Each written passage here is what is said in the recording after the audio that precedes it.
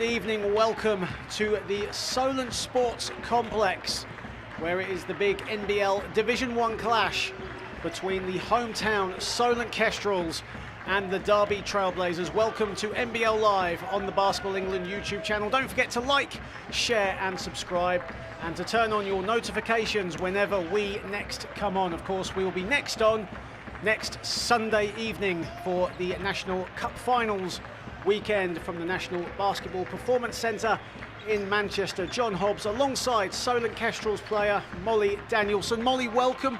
And a really strong matchup here today. Solent just coming off 3 straight defeats. They won last week in their semi-final against the London Lions 2 Barking Abbey. And of course, Derby Trailblazers, probably the most talked about team right now in the league.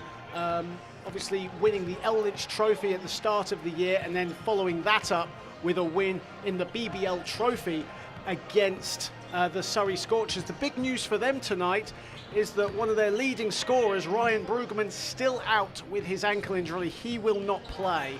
So big loss there for the Derby Trailblazers. Right, well, I was watching the Lynch Trophy and I thought this team played amazing. Derby did. And even though they have Brueggemann out, I don't think that'll be a huge issue for them. I still think the Kestrels, looking at their scout, they have way too many players to watch and to guard on the front court, in the backcourt, backcourt.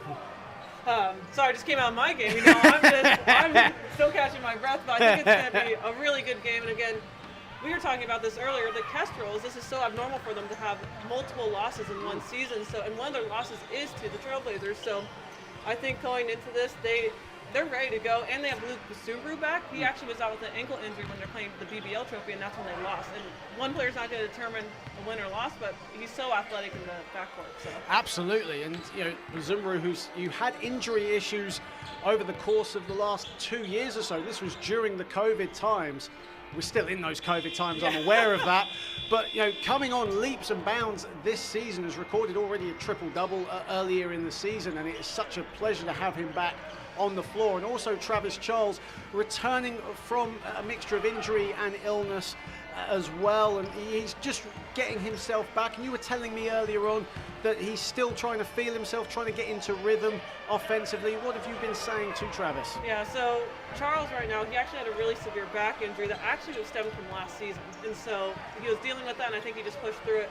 Once he came back, he went to the doctor, did some rehab, and then his calf had some serious problems, so he couldn't do that. So right now, he's starting to get more minutes and getting back into it, but he's trying to get his mojo back from last year because he was so dominant. He was in that first team all-league, so I think he's trying to find his way to ease back up to that spot.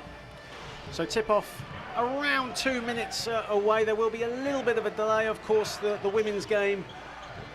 Earlier on, the Solent Kestrels defeating the Bristol Flyers 94-48 in the first game of our doubleheader today. And Molly, obviously playing in that, you've just literally had a shower and run straight back up to the commentary booth. It's great to have you on board. The NBL Live team undergoing a bit of change this week. We've had numerous people out with COVID, bereavement issues and personal issues. So unfortunately, our 2 original scheduled commentators, Chris Hughes from the Rebound Basketball blog and our regular co-commentator Mark Halewood, unable to join us, and main cameraman Ralston Humble not with us today as well due to personal commitments. So a big thank you to the great university team of Sonar TV, who have been taking care of us today on the feed and providing us as well with some free pizza. I'm never going to say no to pizza, I'll tell you that right now. But they're always provided. Exactly. So Molly, congratulations on the win today. What was the mood? You're heading into Sunday's National Cup final as well. Just what was the mood like after that win? See, it's interesting because I'm new this year. This is my first year, and a lot of these players have been here for 4 years, and they've made it to the semifinals every time. So this week was really hard to make sure that we stayed focused on Bristol and not just thinking about the next game, especially with the venue change and all that stuff. There's so many things to talk about. So Coach CJ Lee was always like, we need to win this game because now we're 5-game winning streak, and we have 3 wins in the first part of the season. So I feel like we feel really good. Faye Endon did awesome. Like, she's been waiting for a breakout game. She almost had a triple-double. She missed it by 3 rebounds. So I mean, that's a stud from an 18-year-old. So, I mean, it's good to see every player contributing. There was 4 players in double digits. So. And you missing out on a double-double by a point as well. Third straight double-double, too. That free throw, I know. But it was so good to see everyone involved, though. I'd rather have 4 of my teammates hitting shots and having fun. And our defense was a lot better. We've been working on that zone. So I'm proud of my team for the win. So starting 5s for today's game. Of course, Kay King will remain in the starting 5 in the absence of Ryan Brueggemann. He started as well against the Surrey Scorchers, had a fantastic game as well in that game. 9 points, 14 assists and 8 rebounds against the Scorchers. So Kane King, Blake Bowman, Raheem May Thompson, Jonas Dietrich and Malcolm Smith, of course the Lynch Trophy MVP, starting for the Trailblazers. For the Kestrels, Max Richardson, Luke Bazumbru, as Molly said, back from injury, Kyle Gentry, Elliot Dadds and Travis Charles making the start as well. So almost an expected starting 5, with the exception obviously of Kane King starting ahead of the injured Ryan Brueggemann. It's really good to see Travis Charles out there too, because they have 3 posts that they could rotate. I'm kind of surprised you don't see Orlin Jackman out there, but having someone like him as a vet come off the bench is ridiculous. Absolutely, a BBL veteran, a Commonwealth Games representative for England.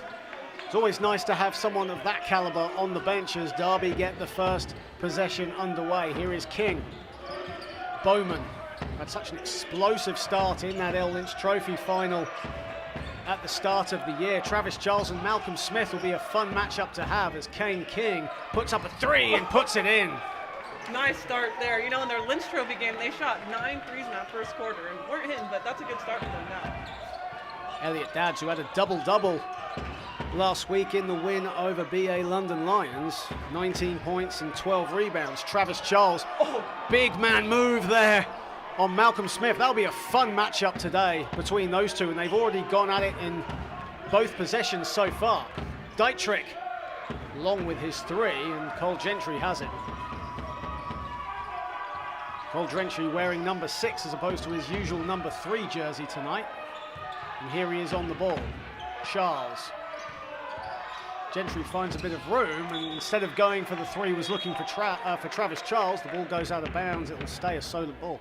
You know, in the beginning of the season, Charles and Gentry were working really hard together on their pick and roll. So I think with that break with Charles in there, you know, I think this is exciting for them to actually work on that now and implement it into the game.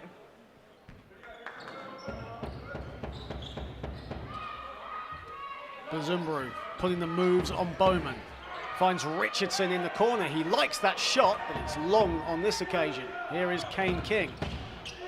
Raheem May Thompson slashing inside, misses everything.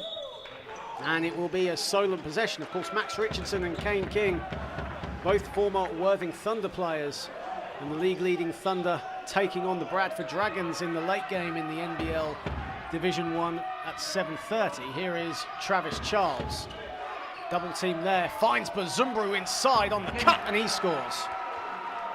Yeah, really good vision there, having the double team on the outside. Guards have to constantly cut into the paint if they want to get the opportunity. That's what they need to use Charles for. Malcolm Smith likes that mid-range jumper, puts it in, and a foul. Charles, his hand was right in his face too. I don't even know how he got that off. Malcolm Smith likes that mid-range jumper, and you know, he got a few and ones in the L Lynch Trophy final in that exact same spot as well, and it's a trademark jumper for Smith. And already you can see, Molly, that Malcolm Smith and Travis Charles have really exchanged blows in the early going. It's going to be a fascinating matchup today. It looks like the refs are letting them be more physical too, because even the ref kind of almost called the flop. Actually, question for you: is the flop not a foul call here in England? It's not. No. Interesting. Okay, they added that as in Travis Charles. They call it as warnings, okay, and sometimes it can lead to. It's very rare, but it can be led to technical fouls. Because the ref actually was giving the signal for it and didn't call it, because there was a dramatic flop, I agree, for the Derby player there. But either way, it's going to be physical, so they have to be ready for that. Here is Dietrich, the former Loughborough Riders player, who had a poor shooting game in that L Lynch Trophy final. Here is Bowman. Bowman stop, pull up, and that's good. 2 mid-ranges already. You know, the mid-range game they say is dying, but I appreciate the players going for that. Bazumbru on the spin, beautifully done, and Luke Bazumbru will go to the line for 2.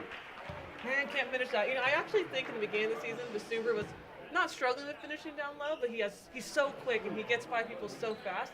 So I think he gets there easily. He just has to do the easy part at the end.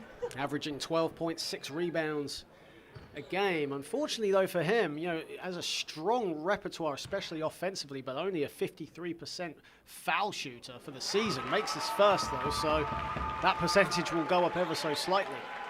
Yeah, I know he's been working on that in his offseason. I mean, free throws is something you can do nonstop, but it's hard to make it game-like when you're in practice. And like you say, Molly, another player, Luke Bazumbru, who's been struggling with injury over the last couple of years, but really repaying the debt of gratitude that Matt Guyman has given him. Here is Dietrich. I mean, we're talking about Bazumbru offensively, but he is also a huge defensive threat for the Kestrels. King, Bowman puts up a 3. And Max Richardson rebounds, and Richardson now pushing the ball for the Kestrels. Bazumbru gets it from Gentry, inside to Charles at the foul line. Stripped there by Kane King, he collects it back. Bazumbru, baseline, open, Max Richardson for 3. No good, on the tip was Dads, and Smith comes up with the loose ball. And Elliot Dads with the quick foul. Man, they're down there rebounding. They just couldn't quite grab the ball and put it back into the hoop. That's the worst part with tips. Sometimes you just got to grab it, settle down, and then go back up to the hoop. King. Driving at Gentry on the spin. Finds Dietrich in traffic. Makes no mistake anyway. Gentry thought about the 3. One of the main 3-pointing shooting threats for the Kestrels. Here is Charles backing down Smith. Finds Bazumbru, the extra pass to Dads. Dads strings it for 3. There we go. Dads is such an essential player for the Kestrels. Like, he doesn't always have the highest stats, but stats don't matter. He's just the captain of the court. Smith from his favorite spot. That's second mid-range for him. Such a dangerous player from the mid-range as Richardson sets his feet, drives at May Thompson. Dads partially blocked by Thompson, who had 3 blocks in the first half alone in that L Lynch Trophy final. Actually struggled from the field, finding his rhythm in their BBL Trophy win over the Scorchers, but still contributed well to that team winning in Guildford on Friday night. They were short-handed, Molly, for that game as well. You know, when Ryan Brueggemann out, Charlie Brown out, and Leighton Sewell out as well. Elliot Sewell out as well, excuse me. And that's a lot of their passers too. I mean, it's good when you have a lot of offensive threats, but sometimes you get lost when so many people can score. Like, okay, I got a pass, or should I go up for it right here? So I'm sure they're missing Brueggemann on that. And Leighton Elliott Sewell, who actually flirted with a double-double of 8 points, 9 rebounds in that L Lynch Trophy final, into the game for the first time for the Blazers. We have a new substitution here for the Kestrels with Mel Archer. Malcolm Smith with another 3 this time. Smith now moves on to 8 points. And at the other end, the athletic Luke Bazumbru. End-to-end stuff here. Blake Bowman slashing. The floater is off the back iron, and Bowman collects the loose change. Here is King. Like they're switching everything, even though they have 2 bigs in right now. 3 to shoot for Sewell. He puts up a turnaround jumper, misses everything. And even though the ball goes in from Dietrich, it's a shot clock violation. So good defense there from the Kestrels. As you say, they were switching everything, and it paid dividends. Yeah. It's nice having 2 bigs in there with Orland Jackman and Camille Archer, because they're both dominant rebounders. Absolutely, yeah. You'll have Jackman more as a back-to-basket player versus Archer's more of a face-up attack. And as you mentioned, Archer into the game, also into the game, Orland Jackman and Andre Arisel, as Ashley Ugo comes into the game for the first time for the Trailblazers, and Jonas Dietrich will take a seat. It's so interesting to watch the Kestrels, how they start or sub, because you have 10 players that could start any day. It's never going to be the same 5. Jackman backing down. Bowman kicks it out. Wild pass, but Gentry gets it. He had to jump out of the gym to get it.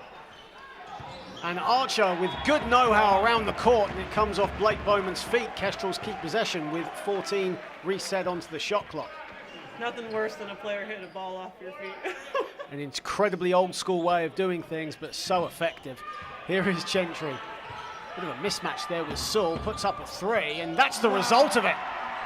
Gentry in the top 5 actually for three-point percentage right now, and you don't even know it. He just flows inside the game, so you don't even realize that he's in that top category. 45% from three-point land.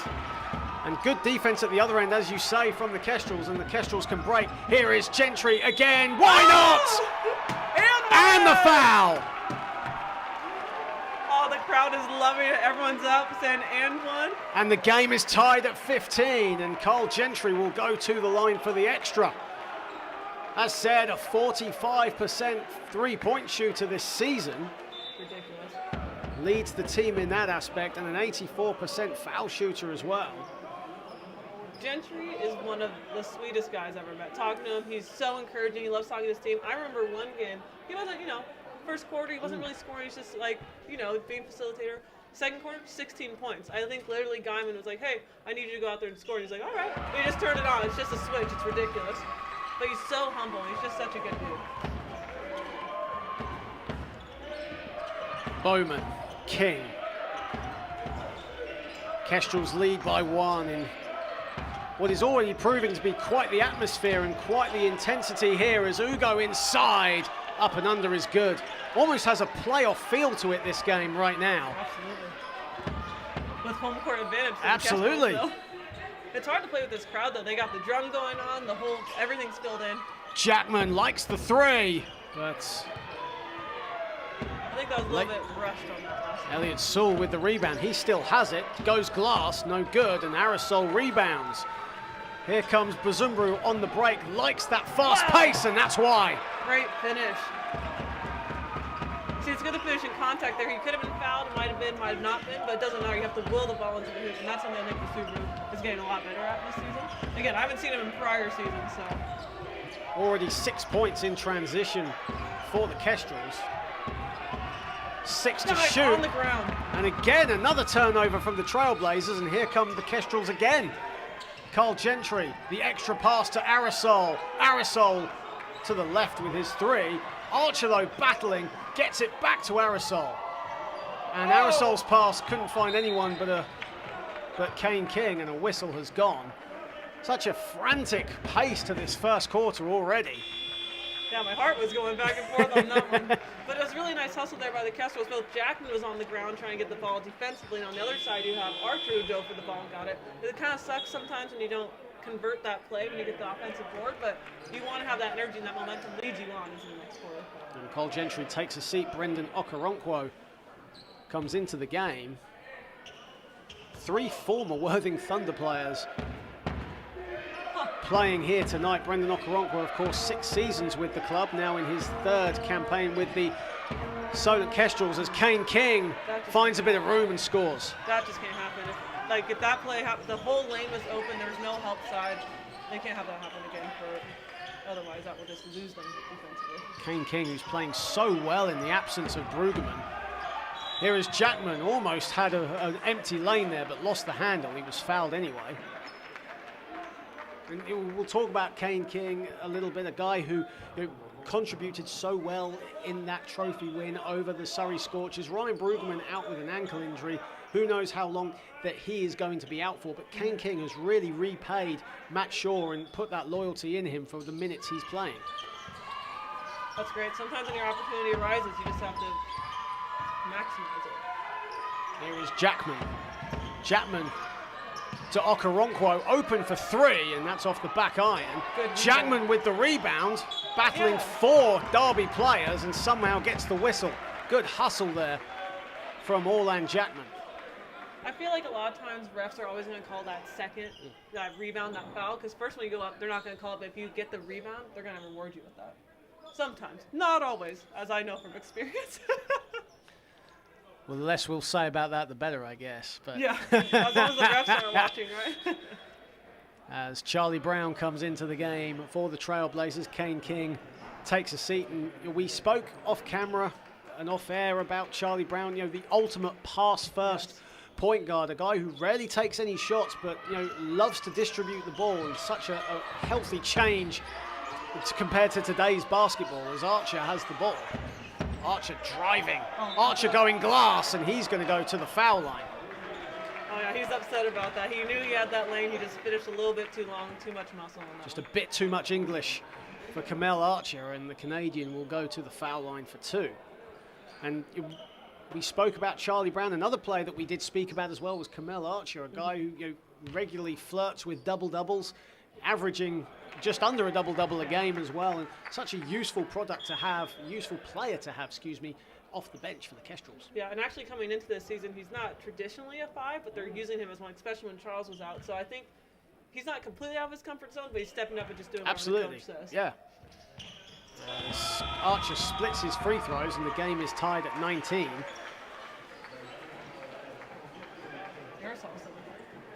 So Andre Arisel taking a seat. Cole Gentry's short breather comes to an end. He comes back on, and he's guarding Charlie Brown on the ball now.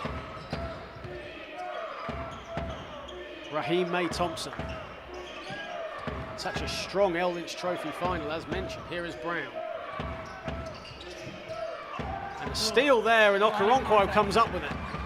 Okoronkwo now pushing the ball in transition. Beautiful layup attempt. Foul has been called before the block. Are they going to call body on that, or trip? Do you guys also have the trip call? Yeah. You do? Okay. I thought that was more of a trip. I'm just curious, because sometimes I don't see that call.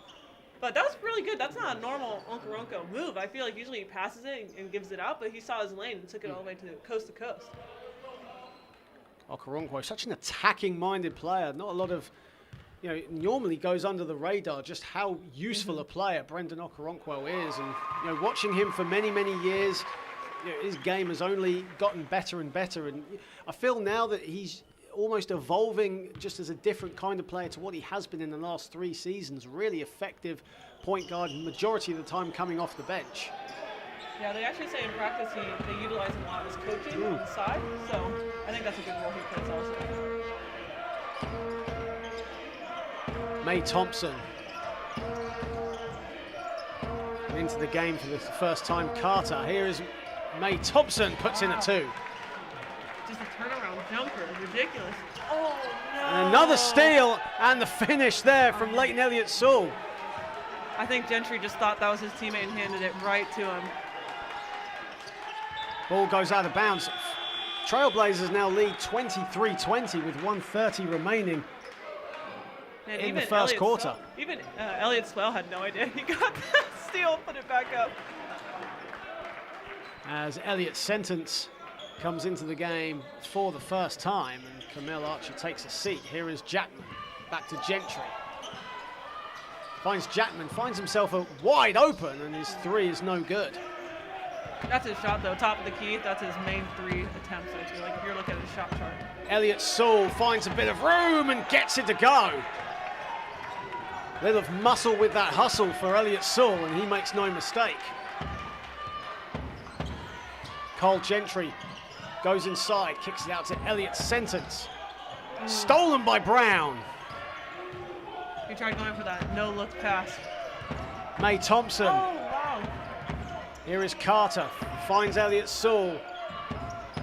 Darby spinning the ball around nicely. Inside it goes, and a foul! And they give him the continuation. Morgan Carter with his first points of the game, and the Trailblazers now lead 27-20 with 44 seconds left in the first quarter.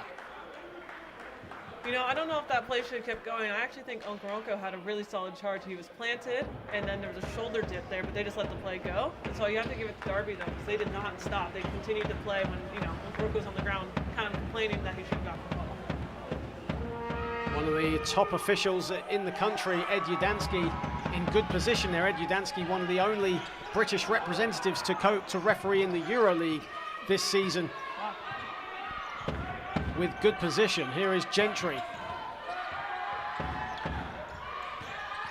Gentry putting the moves on Hugo. Here is Dads for 3, and he strings it. That's his second one in that corner. Only a second between shot clock and game clock, so Derby will look to hold for as long as possible. Brown. So far, an intense first quarter here at Solent Sports Complex. Hugo puts up a three, and that's no good, and that ends the first quarter here at the Solent Sports Complex, and the Derby Trailblazers lead 27-23. Both teams shooting around about 30% from the field. In fact, the Derby Trailblazers, around 60% from the field, but the Kestrels staying in touch. Right, well, but they just went on a 7-0 run in that last really minute. After Gentry accidentally gave that one turnover there for that layup, it kind of gave them more momentum, and I think the Kestrels are kind of taking it back in that situation. Luke Bazumbru leading the way for the Kestrels with 8 points. Elliot Dadds with 6, Cole Gentry with 7. And Malcolm Smith, the high man for the Trailblazers with 8 points. The majority of those 8 points coming in the early stages of the first quarter. He kind of quietened down just a little bit, but the threat of Malcolm Smith, Molly, has featured prominently for the Trailblazers. Yeah, and the thing is, we were talking about Malcolm Smith coming in, but really, if you look at the stats right now, almost everyone who's been playing in the team for Derby has contributed offensively. Yeah. Almost everyone has a point. You don't really see that as much with the Kestrels, although there have been a lot of subbing. I would have thought there'd be a little less subbing in the beginning of the first quarter, but they're trying to get everyone run right down. And I think Guyman, personally, when I watch their games, I feel like he tries to see who's hot and keeps them in later after about the first half. Luke Bazumbru, who's actually 3 for 3 from the field, leading the way for the Kestrels with 8 points in, as said, what has been a frantic first quarter of play. And just before we get the second quarter underway, just a big thank you to our NBL game night sponsors, Wilson, the official basketball of the NBL and the WNBL, SportServe, Dynamic, Sport England and Sure Shot. And while we have the brief break in play, it's next Sunday is National Cup Finals weekend on the Basketball England YouTube channel. Join us on Saturday for the complete Junior Cup Finals experience across 2 courts in Manchester, and then of course on the Sunday the National Cup Final for the women sees the Solent Kestrels take on the Stockport Lapwings, and the Solent Kestrels men will take on the Team Newcastle University, looking to get a second final experience and make it theirs. Here is Sentence putting the moves on May Thompson. Sentence going inside over May Thompson. I didn't know he had that in him. He really showed the handles in the beginning and finished so strong on the right. Second spell with the Kestrels, spent last season with the Plymouth Raiders. Here is Smith. Smith's 2 is short, and Elliot Sewell couldn't get it, but it stays with the Trailblazers anyway. Yeah, I think Sentence, I think he had an opportunity to just grab that ball. He kind of went for the tip, hoping one of his teammates was there, and then it just goes out of bounds. Brown looking for Hugo and finds him. Hugo drives inside. Here is Elliot Sewell inside, beautifully done, and one. Wow. Leighton Elliot Sewell, such an attacking offensive player, and that's why. Yeah, there was a defensive breakdown there by the Kestrels. They had too many helpers inside the paint, so then no one could actually run out to find that 3-point. And then when they did run out, it was a wide open lane on the left side, so good job there. Elliot Sewell now moves on to 6 points, shooting 3 for 6 from the field, as Andre Arisel comes into the game, and Elliot Dadds will take a breather. Dadds on 2 fouls, but 6 points. Yeah, I don't know. They might save him now into the third quarter. I mean, they have so many people that it's okay that they can substitute him. But he is pretty essential to keep in for the second half.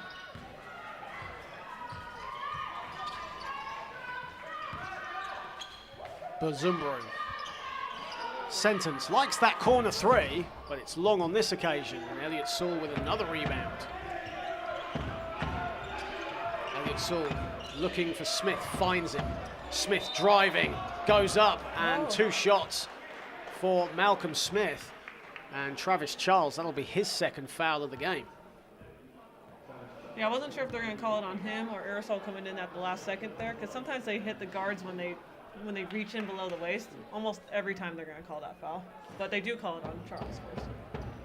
2 straight 30-point games for Malcolm Smith, as most people are aware by now. 30 points, 18 rebounds in their L Lynch Trophy final win in Sheffield a couple of weeks ago. He followed that up with 36 points, 12 rebounds against the Surrey Scorchers as he misses the second. Here is Sentence. I think Sentence was amazed with how much room he had. The whistle has gone. He kind of got lucky there. He lost the ball for a second. I think that was one of the weaker foul calls, you know. Sometimes you never know when the refs are deciding how aggressive you could be. So as long as they stay consistent, it would be nice. As Travis Charles takes a seat, Kamel Archer comes back into the game. Orlan Jackman also back into the game for the Kestrels. Elliot Sentence taking a seat. Yeah, they're going for that bigger lineup again. Again, the subs are really coming in really quick. It hasn't even been 2 minutes in the second quarter. They already have 2 subs. Well, one was a foul with Dad, so that makes sense.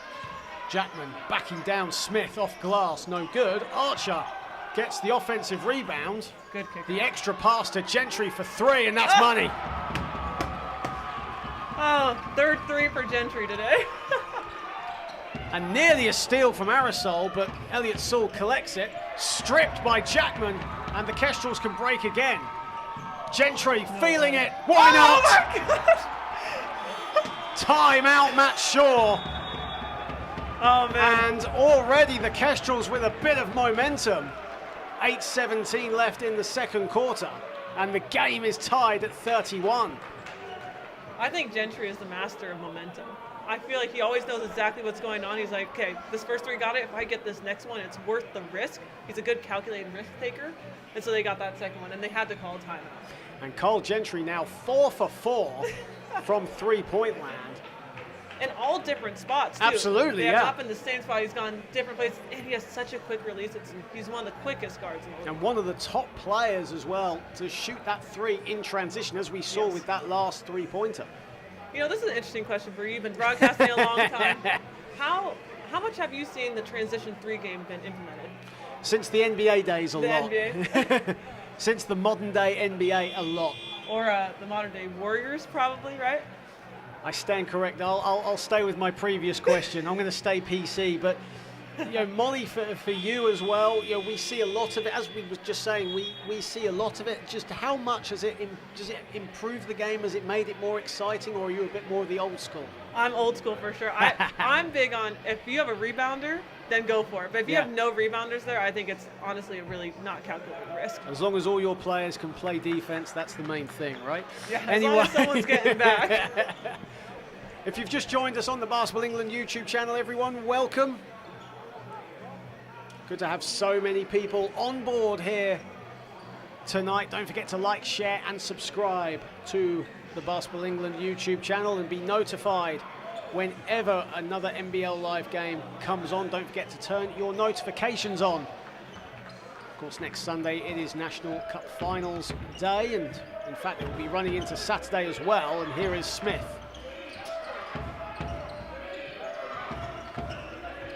Brown.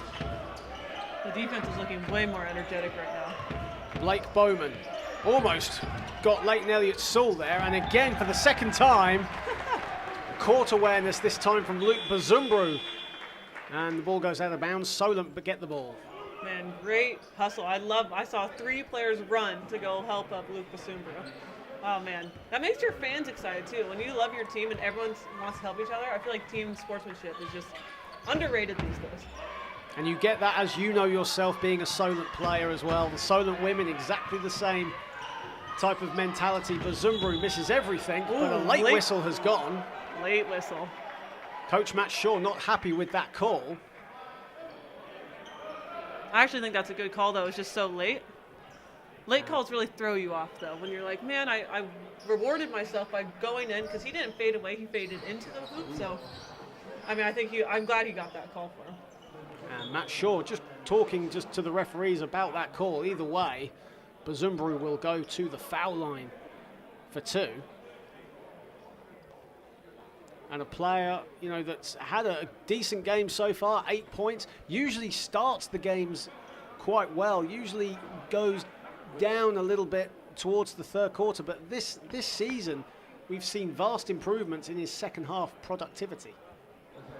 Yeah, I feel like sometimes teams in general, too, we're talking about individual, but teams can have that lull in the third, which can be really detrimental. So if you have a player like Subaru who comes in hot in the first quarter and hot in the third quarter, I mean, that's just going to get it's going to boost up your team. But again, having Gentry here, I know they had a really strong point guard last year.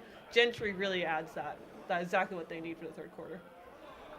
As Bazumbu hits the first, and the Kestrels take the lead by 1. And for the Trailblazers, Malcolm Smith still on 9 points.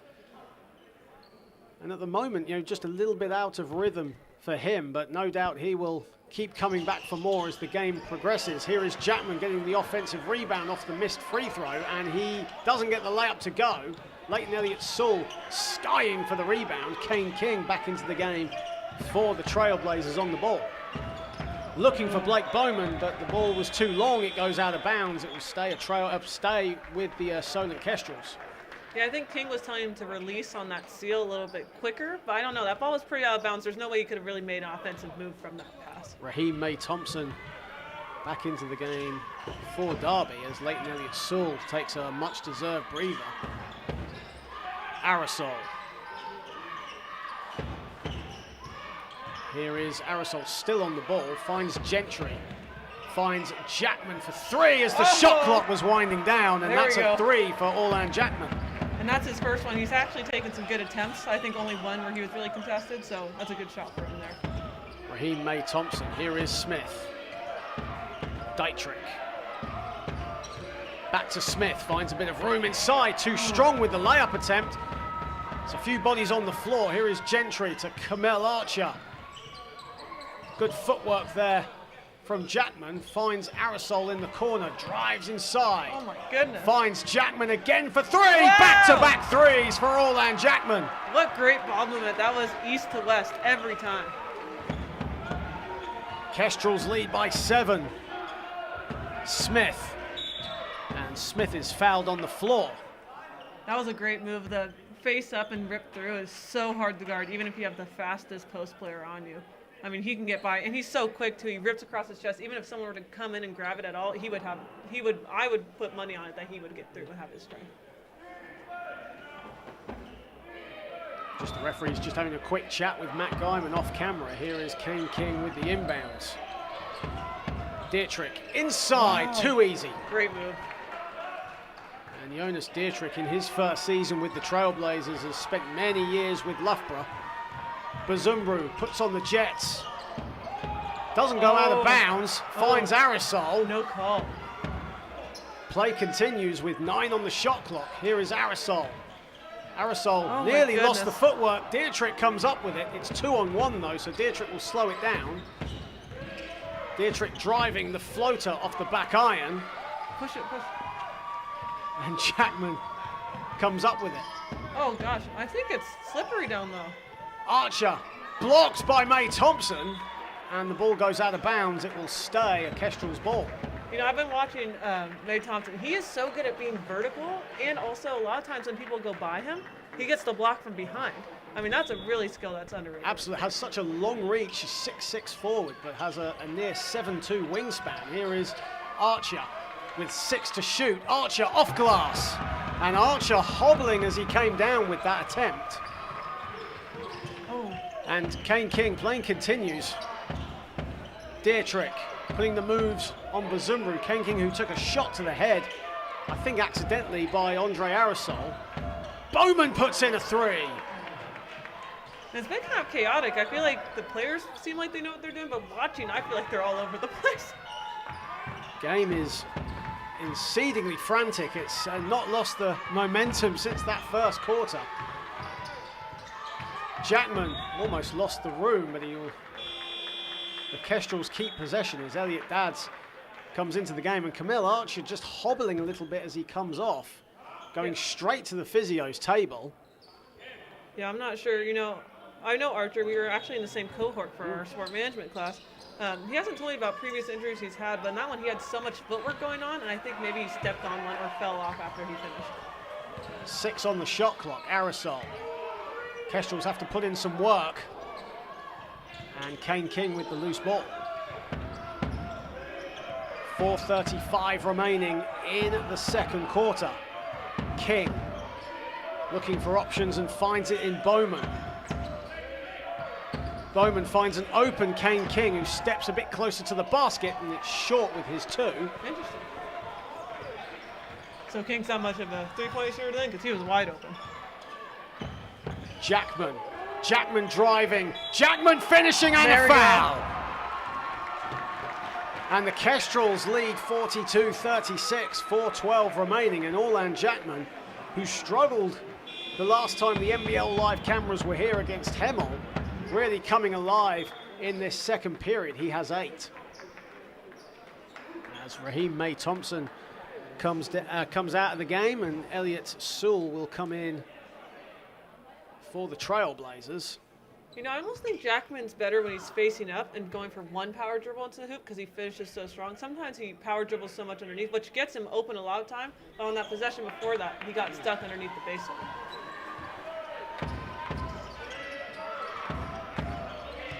Elliot Sewell to Bowman. Bowman with a hand in his face. That's too long. Not a lot of ball movement there for Darby in that last possession. Jackman finds Elliot Dads to Okoronkwo, who's back into the game for the Kestrels. His 2 is no good. King. Darby just a little more methodical with their sets right now as Smith goes inside, off glass. That's tough. Oh, and man. a quick timeout by Matt Guyman. And Malcolm Smith, who's had to work hard for his 11 points so far, but still making good on those plays. Yeah. Something he does really well is when he jumps, right? You know, he's really athletic when he goes up. He's so good at looking at the hoop the entire time to finish. Like sometimes he'll just throw it up, hoping for they get a foul. He wills the ball into the hoop every single time. He works really hard for his points. Absolutely, and Matt Shaw, as you can see, just instructing his players. And for Derby, they've had such an incredible, a whirlwind last 2 weeks, winning the L Lynch Trophy in Sheffield in fantastic fashion, beating Team Newcastle 86-71, and then going from there and defeating the Surrey Scorchers 98-93. And you know, it's easy to see, isn't it, Molly, that they're one of the most talked about teams in the National Basketball League and in British basketball right now. Yeah, I feel like sometimes I see with teams I'm observing, there's 2 players that are really good, and they're having the most stats, averaging 20 plus, which is awesome. I feel like with this team, everyone's contributing in different ways, and I, as a fan, or as I'm watching, I enjoy that, and I would want to cheer that on and join the bandwagon. Do you guys use that term, bandwagon here? Bandwagon is a very good word. I'm amazed they still have that word in Oregon. Anyway, it's all right. 3:31 remaining in the half, and the Kestrels lead 42-38. It's great to have so many people tuning in on the Basketball England YouTube channel and watching this game. Keep the comments coming in as Dietrich just gets the foot in the way of Okoronkwo's pass to restart the game. And here is Bazumbru picking it up. A good travelling contingent from Derby also here tonight. Derby always travel well, no doubt about it. Here is Jackman, finds an open Elliot Dads, who's feeling it for 3, and it's long this time. Here is Dietrich. Finds Elliot Sewell. King putting the moves on Okoronkwo. 2 former Worthing Thunder players going at it, and Malcolm Smith off back iron with his 2. Gentry finds Okoronkwo gliding inside, and an offensive foul has been called. Wow, really? Okoronkwo getting too much body at Jonas Dietrich, and an offensive foul. I think that'll be Okoronkwo's first, and it is. I mean, that's a smart play, though, was that Dietrich that went down? Because Okoronkwo was coming in hot. There was no way he was going to stop. Even if he did pass, that could still be a charge because there was no way he would be able to stop his momentum. But, I mean, Okoronkwo had the same play in the first quarter, and he didn't get that charge call either, though. Just a quick break in play, I think. I don't know if it's something to do with the quick foul count. Okoronkwo now accredited with that offensive foul. Oh, I just realized that Travis Charles has 2 fouls. Maybe that's why he subbed out a little bit earlier than his normal minutes. Kane King to Smith. closely guarded. King finds an open Blake Bowman for 3, and he strings it. Same spot. Shot chart would have the same attempts there for Bowman. He likes that slot. Blake Bowman, known for driving inside and being attacking, as Orlan Jackman a bit flat with that 3-point attempt. He had a wide open roll there. He didn't actually go for it. Elliott Sewell. Too many bodies in the way. Here is King driving. King not finishing, and Elliott Sewell picks up the pieces. They are a very good offensive team, Derby is. You have to put a body on it. I mean, especially if they're coming from the top of the key. Like, doesn't matter if guards aren't known for rebounds. You have to go. Jackman goes glass. Too strong, and a tip-in from Jackman. That didn't even look like a tip-in. It looked like he was trying to go for that rebound. Body was a little contorted as he was going for that tip-in, but he made no mistake either way. Bowman is fouled by Okoronkwo. Okoronkwo just showing a bit too much body there to Blake Bowman. He also had both his hands there in the lane. Maybe if he had one hand trying to block from the pass, but he had both of them in. Can't do the double touch. Blake Bowman averaging 16 points in his second spell with Derby. Actually spent the first part of the year in the States, but decided to come back to Derby for personal reasons. And really showing that faith in the Trailblazers family. And Bowman misses the first. And again, another player, Blake Bowman, so explosive going to the hoop, has hops for days, and a guy that really excelled, especially in that first half, as said in the L Lynch Trophy final. Another thing that's fun is he's only 19, right? Like he has so much. Still young. Like there's so much his game can mature, and having someone like Malcolm Smith as your probably role model on the team, who's I believe 28. I mean, he has so much experience in there, so that's a really good opportunity. There was a lot of last season, a lot of comparisons towards Zaire Taylor and Cameron Hildreth at Worthing Thunder. Of course, Cameron Hildreth now at Wake Forest, and a lot of people saying that about Blake Bowman last season. Having Malcolm Smith still on the roster and still mentoring you is only a good thing to have, as Leighton Elliott Sewell takes a seat and Morgan Carter coming into the game for the Trailblazers.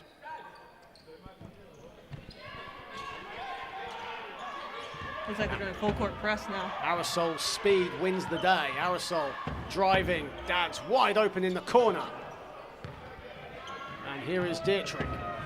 Dietrich finds a trailing Bowman. The extra pass blocked by Jackman. Double block there. Arisel got a tip on that too. And Kestrels can break, but Sentence slows it down. Sentence backs up Smith, who blocks, but a foul has been called. Malcolm Smith not happy with the call.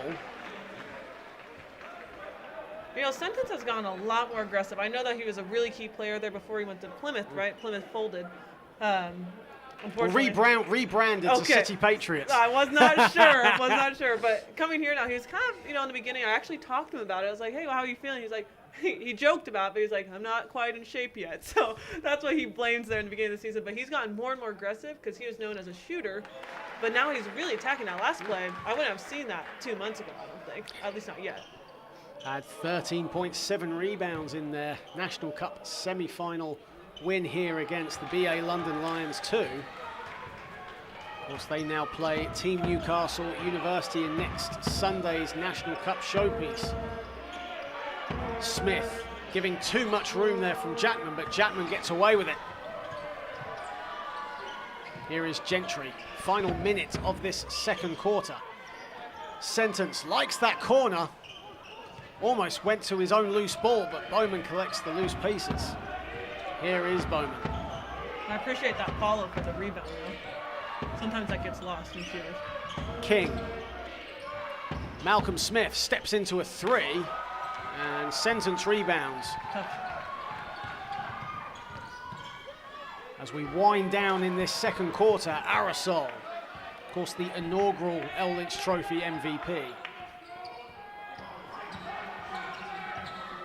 Sentence, step back 3 for Arisel is no good. Final seconds. Gentry steals it, puts up a 3, and Bowman rebounds, and that'll end the first half of action here at Solent Sports Complex in an exciting first half. The Kestrels lead 44-41.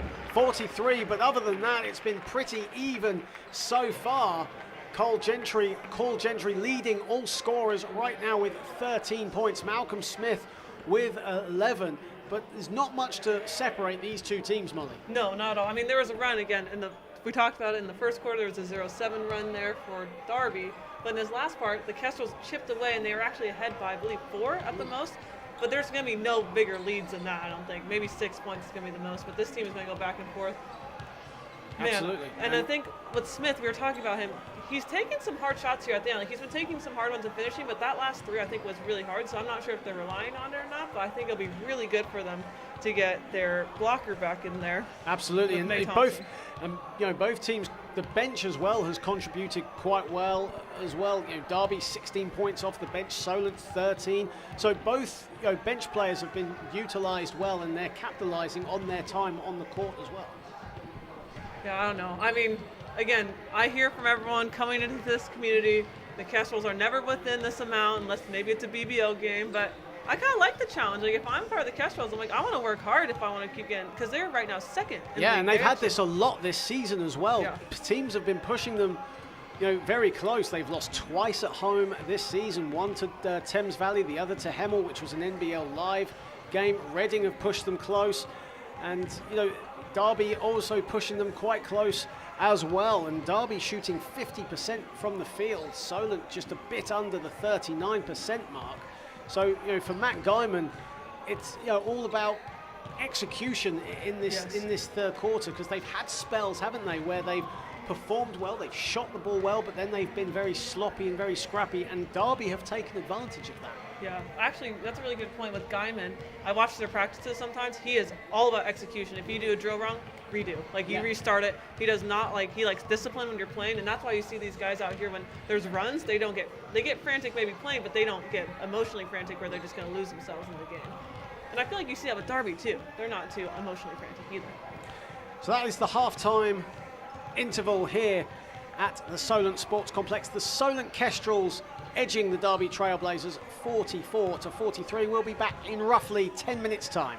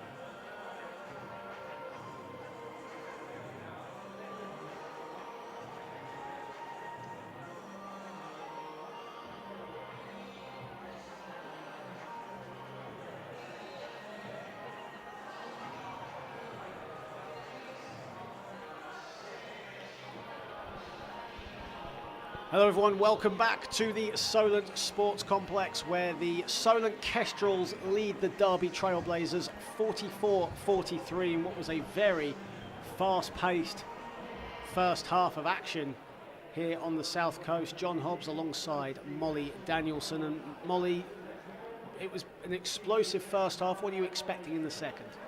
You know, coming to this game, I didn't expect that many fast break situations to happen because I think everyone's playing such tight defense that no one's getting back in time. I don't think that's going to slow down. I think maybe both sides are going to try to slow it down, maybe with King in there, but King likes to push it too and keep it going. So I could see them being the same type of frantic, but a little more composure, but still going to be fast. Both teams hardly separated from one another in that first half. The biggest lead was 8 points, and that was early doors. And as we begin the third quarter, just a reminder that next weekend, the NBL live cameras will be descending to Manchester for National Cup Finals weekend. Join us on Saturday for the junior finals across multiple courts around Manchester. And then following on from that on Sunday, the Women's National Cup final as the Solent Kestrels take on Stockport Lapwings. And the men's final sees Solent Kestrels take on Team Newcastle University. The women's final will tip off at 1 p.m. and the men's final scheduled to tip off at 3:30 p.m. in Bellevue. Smith's jumper is good. What a hard shot there. Again, Charles had his hand completely in his face. Here is Dads. Richardson backing down May Thompson, and the hook is good. Wow, that's kind of an abnormal move there for Richardson. He doesn't usually go in for that, but I thought Raheem did a good job staying there. Again, he's such a good vertical player. Smith gets another, or nearly got another 2-pointer to go. Kane King with the loose ball, stolen by Dads, and a foul called. Good play there from Elliot Dads, just ripping the ball out of Kane King's hands. And that's a third foul as well on Kane King, and that's a big foul already at this early stage of the third. And another whistle has gone, and I think there is just a slight clock malfunction, so we'll just get that sorted out. But already, you know, Kane King on 3 fouls, that's quite a big thing right there. I would keep him in, even though maybe you might save him again. He's too essential right now, and he's been facilitating the whole game for Derby. I mean, he's getting people open right there. You can also have, you know, coming off the bench, but I think King has been the best fit for this game against the Kestrels.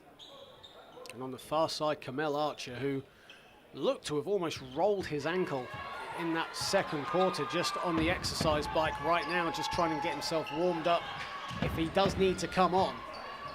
Here is Charles. Charles at the elbow, and that's money. There we go. You know, Charles likes to do the turnaround, you know, jumper, or he hasn't been able to hit that. He was actually 0 for 6 in that BBL game.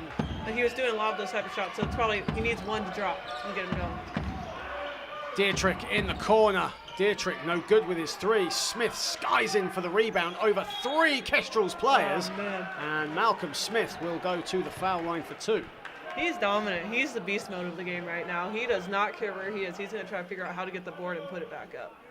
13 points for Malcolm Smith. That's only his 3rd rebound, though. Really? Of the game, yeah. Only his 3rd right now. He's such an impactful player. You know, when I think about MVP, like most valuable player for your team, it's most valuable. What are you doing to impact the game in any way? Giving screens? Are you trying to get rebounds? Even if you're not getting the board, you're tipping it to someone else. He's been doing that nonstop. 3 for 4 from the foul line now, Malcolm Smith, and the gap is 2 in the early doors of this third quarter. If you've just joined us, welcome everyone. Don't forget to like, share and subscribe to the Basketball England YouTube channel. So much great action across the WNBL and NBL this season as Bazumbaru has it. Trailing Max Richardson pulls up and gets the 2. Richardson's definitely a really strong offensive player. And Smith had to jump out of the gym to get that ball, but still puts it in. Another assist there from King. Kane King with 5 assists now. Here is Gentry. Finds an open Travis Charles. Travis Charles, no good with his 2. The ball battered about all over the place. Here's Kane King. Finds May Thompson. Stop up 3. And Bazumbru with athleticism for days with that rebound. Still has the ball. Finds Richardson, likes the three. And Kane King rebounds. Dietrich. May Thompson. It's a dodgy looking shot, but Richardson easily blocks it. Comes up with it and nearly put it in. I think that's a late whistle on May Thompson. But Raheem, I think that might have been Raheem May Thompson. We'll just double check, and it is on Raheem May Thompson. That'll be his second foul. We were talking about May Thompson's length, especially the majority of blocks that he gets usually come from when he's coming in from behind. Nearly had it again there. I feel like Richardson did a good job of splitting it and going back to his left, and so I think Thompson was just a little bit off on that one, like with the timing there, but that doesn't happen normally. He's really strong and smart about his blocks. And Max Richardson, who's had BBL experience with the Leicester Riders, a former Loughborough Riders guy himself, spent the majority of his teenage years in Brighton at Basvic College and played a few seasons at the Thunder before moving on to complete his studies with Loughborough. Here is Bowman. Bowman finds Leighton Elliott Sewell. Here is Kane King. Kane King stolen by Richardson. He extended completely for that steal. Bazumbru just dancing inside, but comes back out, finds Richardson, back to Bazumbru, puts on the Jets, off the glass. Travis Charles picks up the loose ball, and a foul has been called.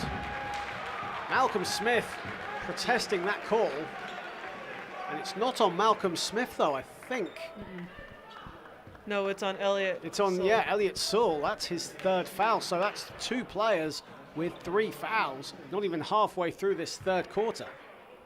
Yeah, maybe it is going back to that frantic. It's going a little bit more foul-oriented, though, than fast-paced and just passing the ball around. Of course, the referee's happy to let play go in the first quarter, tightening it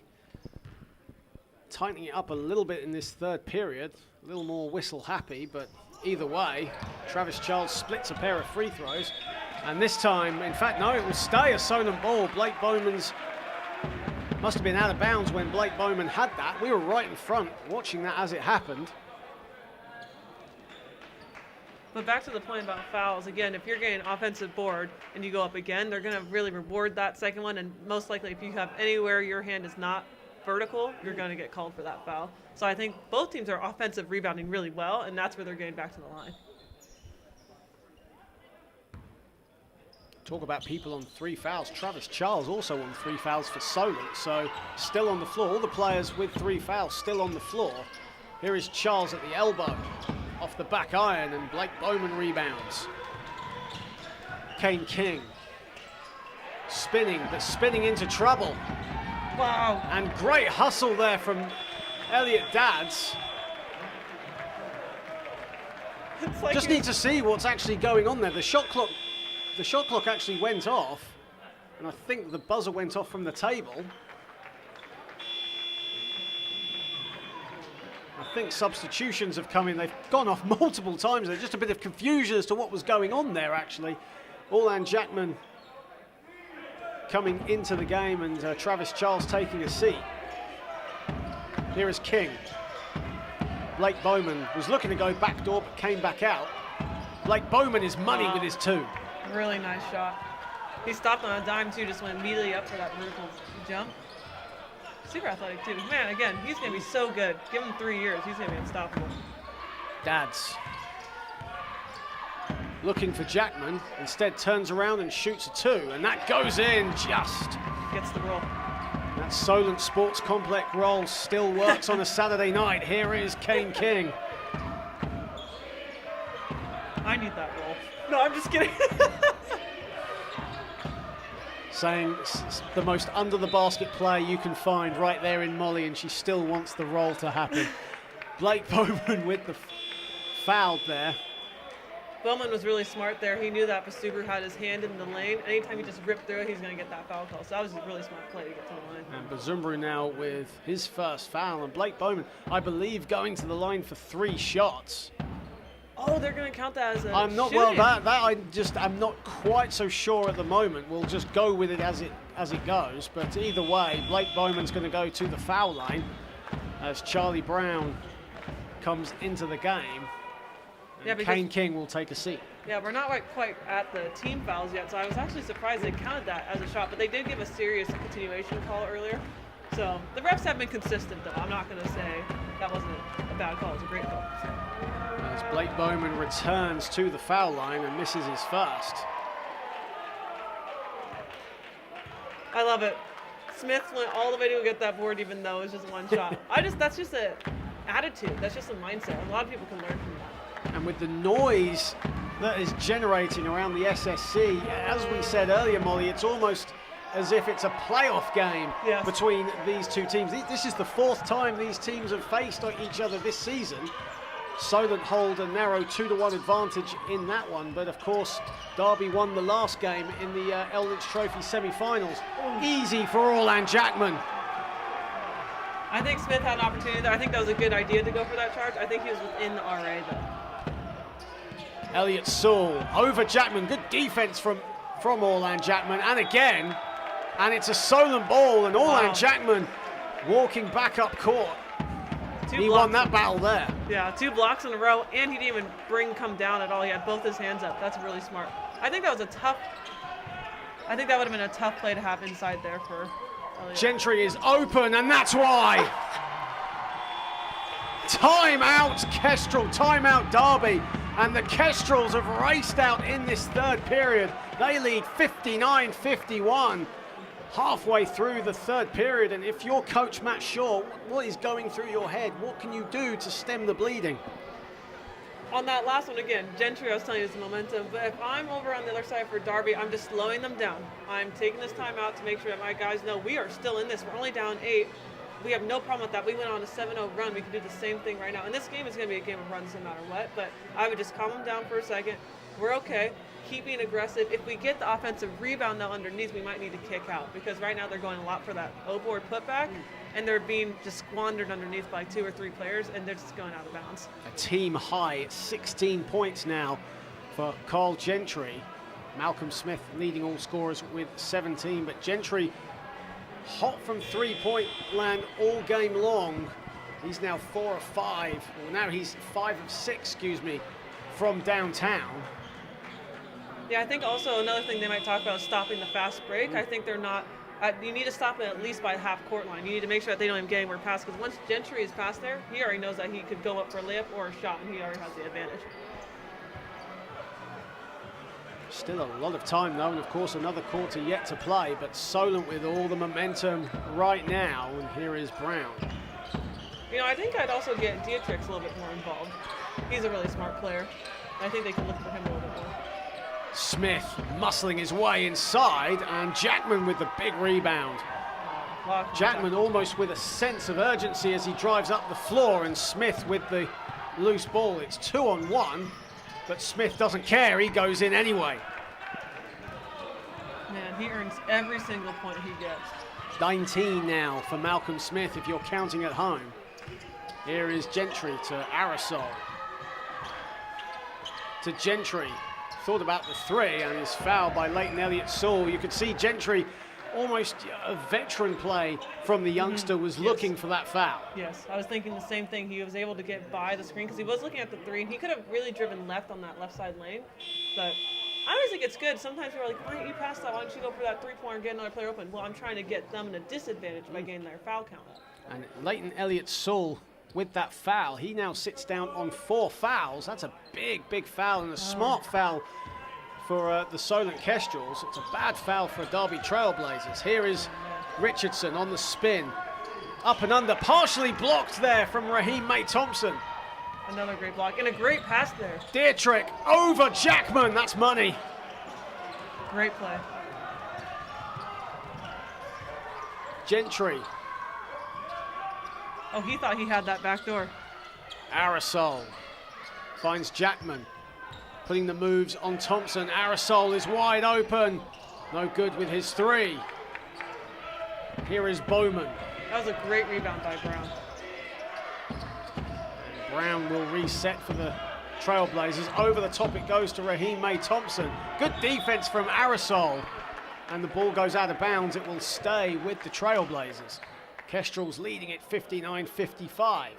The Kestrels right now are automatically double teaming no matter who's inside the key right now. I think those are really tough passes down low. They might have to go in, back out because they're trying to go up with it, but they're getting sucked underneath. On the other side, even though the Trailblazers have no problem scoring the ball, it's mainly actually from the inside. You know, from the perimeter, they have struggled in recent weeks, but obviously the results don't tell the whole story as they have been winning games. That's all that matters. Here is Dietrich for three, one of the leaders in that category. Gentry, Jackman, and Gentry slows it down, instead puts his own three up, and that's no good. Oh, the noise it would have made if that went in. That was his deepest three yet for today. Here is Dietrich again going baseline. Bowman nearly stepped out of bounds. Raheem May-Thompson going inside, looking for the explosive finish, and instead he'll go to the foul line. Oh, he got hammered on that last play. He looked really good though when he was driving. He looked like he wanted to wheel the ball into the hoop also, but he just got hit, I think, in the face and the chest and throw him down. And a timeout has been called by Matt Guyman, and you could just see Matt Guyman just having a quick chat with the director of coaching for the Kestrels, Chris Mays, and something that, you know, that was a little bit of a conversation starter was Chris Mays' appointment for the Kestrels. How has he helped the women's program in his role? You know, really funny you say that in the beginning. He was doing a bunch of individual sessions with the guys, and I was like, you want to do some of that for the women's team? And I was like, can I join in? And so, you know, he was only here for the men's program side originally. So I remember I just kept talking to him and I was like, hey, you want to come and kind of help out the women's side? And now he's on our bench and he's actually acting as an assistant coach most times. He just came back from America. His wife was over there in Montana, actually. So I think he had a really good break, but he's coming back. And I foresee him helping out a lot more with the women's side, which is a huge win for us. Chris Mays, a huge basketball, vast knowledge of the game of basketball. Started his coaching career, another ex-Worthing Thunder alumni. He started his role with the legendary Gary Chicken Smith at Worthing Thunder, moved along and he's really worked across the world, but a Worthing native, Chris Mays, actually started his one of his working careers as a doorman, from what he used to tell me. Right on. No, he's very good at his job, and he loves the community. He's actually working a lot with the kids in the community to build that up, so that's cool for us. As Raheem May-Thompson goes to the line and makes the first. See, right now, Darby, excuse me. You know, it's the American in me. No, they're only down 3 again. They're chipping away. That timeout was a perfect call there. Down 2. And Raheem May-Thompson splits a pair of free throws, and here is Arisel. 3:03 remaining in this third period. Such a tightly contested affair as Jackman uses his body to go inside, misses the layup. Here is Bazumbru, gets it back. Inside to Jackman, who scores. And a quick whistle has gone. And Camille Archer, referees just want to have a quick word with Camille Archer. I think about his overall conduct. You know, it's all good to show enthusiasm in this game, but the referee's just telling him to just calm down. Obviously, we don't want technical fouls being called, and that to, you know, possibly hamper any game, especially as big and as closely contested as this one. And now another whistle has gone.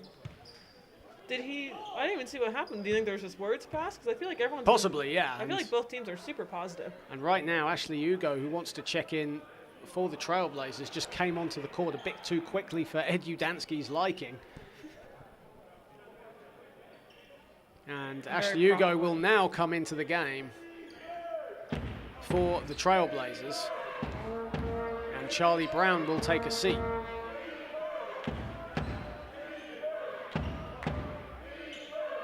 Just a bit of confusion as to who is going to inbound this ball as Blake Bowman now steps out and Raheem May-Thompson will stay there. It looks like a Solent will run a press, but there's still a bit of confusion. Referee's just going over to the table to see what's happening. feel like it's almost a delay of warning, but then I realized that the ref is talking to the I table. think it might be timing, because there was 3:45 and then it dropped all the way down to 2:05, and now it's coming back. Well, the clock was just running there. It was, yeah. So 2:49 is officially what is left to play in this third period. And play resumes. And it was a much-needed breather for the players, no doubt about it, as Raheem May-Thompson on the turnaround. And Archer battling with Smith. Bodies on the floor. And the possession arrow goes the way of the Kestrels. That was great by both Smith and Archer, just fighting for it, because no one could quite get a handle on it, but you don't give up on the play. And I'm glad that the refs didn't just call a quick jump ball right away. I honestly, as a player, I hate that. I hate when they don't. Usually you're supposed to wait 3 seconds and let them fight it out, but I thought that was a good wait time. So 2:35 is officially left in the third quarter, just to clear any confusion as the floor wiper gets to work. And another thing about Solent that we speak so much about is the fantastic community that it has, and lots of volunteers that dedicate their time and effort to helping this franchise grow is so great to see. And something that you see, Molly, yourself when you play here. Absolutely. Here is Gentry. And another whistle has gone. A lot of battling inside. Camille Archer at the heart of it. And a foul on Raheem May-Thompson. And Derby now in the penalty, it would seem. So Camille Archer will go to the foul line. That's 3 fouls as well on Raheem May-Thompson. So Kane King and May-Thompson on 3 fouls. Leighton Elliott-Sewell on 4. So Derby right now really have to be careful. Yeah, they do. You have to keep May-Thompson in there. He's so impactful when he's playing. But there is a lot of contact going on, so I think it's smart of the refs to constantly be calling it right now, because it could lead to injury, or it could just lead to a lot of physical action down low that would happen in the last maybe 2 minutes of the game that can be change the whole direction of it for either team.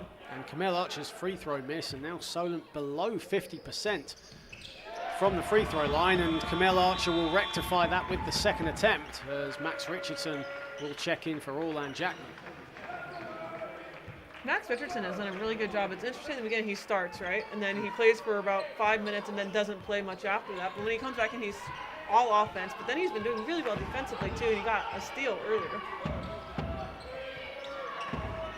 Kane King. Oh, single team? Oh, now Double team on Smith. Smith with the turnaround is too long, and Archer rebounds. That's now 6 rebounds for Camille Archer to go with 4 points. Richardson in the corner, too long. And Arisel comes up with it. Inside to Bazumbru over Thompson, no good. The battle again under the basket. The ball goes out of bounds.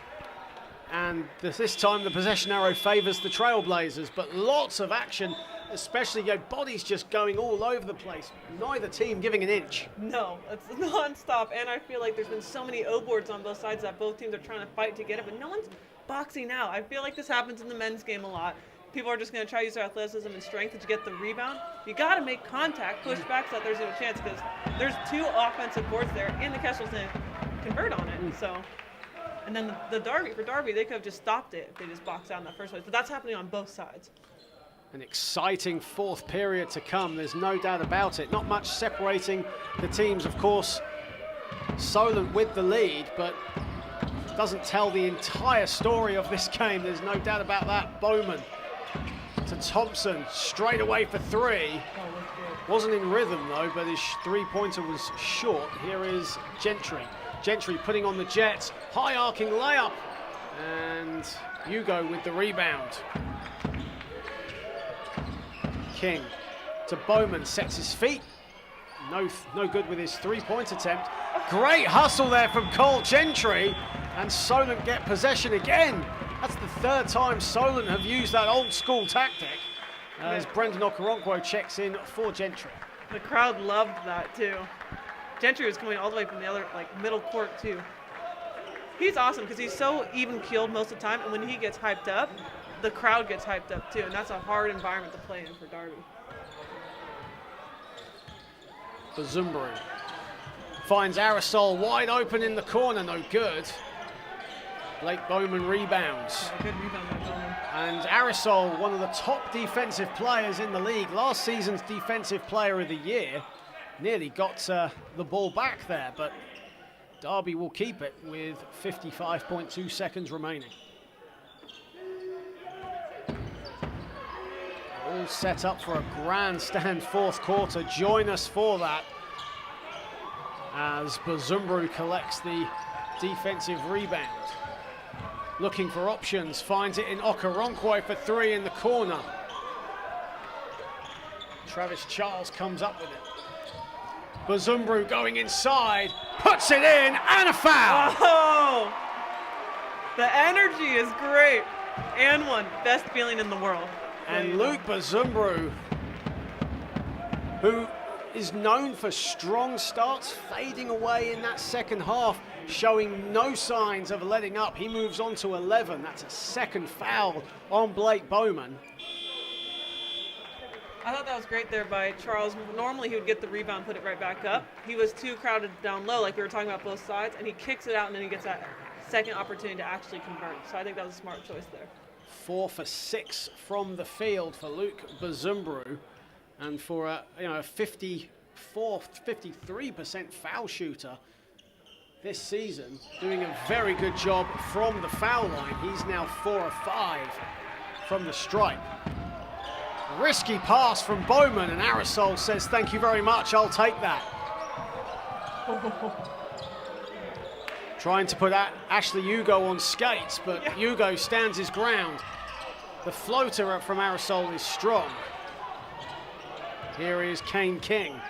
Final seconds of this third quarter. The Kestrels with their biggest lead of the game. Bowman for three, no good. And that'll end the third quarter as Okoronkwo couldn't quite latch on to that bullet pass from Bazumbru, but it's been a close game throughout, but the Kestrels with their joint biggest lead of the game at 8 points, 65-67. Cole Gentry with 16 points, Orland Jackman with 14. Malcolm Smith still leading all scorers with 19, but a strong third quarter from the Solent Kestrels, taking that 21-14. And it's a strong third quarter, as mentioned. Will we see more of the same in the fourth, or will Derby come back? That's the question. I think Derby is not done yet. I don't think anyone's thinking that this game's over. Even though the momentum's high, the next run, statistically, is for Derby. They're going to go probably on another 5-0 or 7-0 run, just because their energy, they need to calm down. The last time they took a timeout, they came back into it, and they knew exactly what they were doing. So I think this is going to help them. And for Derby, they've played teams that have had strong fourth quarters in the past, most notably Team Newcastle University, who are a notoriously strong fourth quarter team. They weathered that storm in the L Lynch Trophy final there was a lot of effort from Newcastle, but Derby came back and had answers.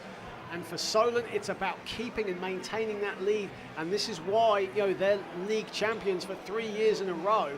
They need to win these big games. And right now, they're coming out of a mini slump, unheard of for the Solent Kestrels. 3 straight defeats in all competitions. They won last week in the National Cup semi-final. For Solent, it's about maintaining this focus going into the fourth.